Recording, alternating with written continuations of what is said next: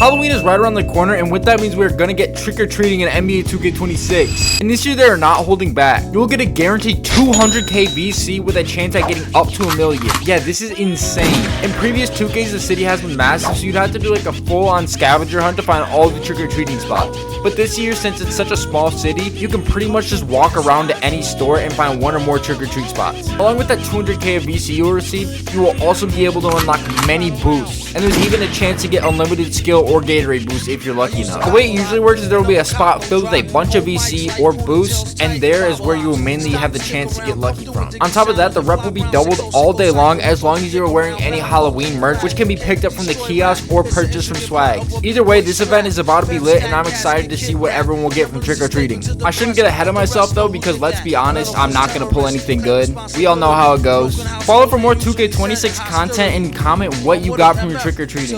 I like to take bets to the end for 2 milli.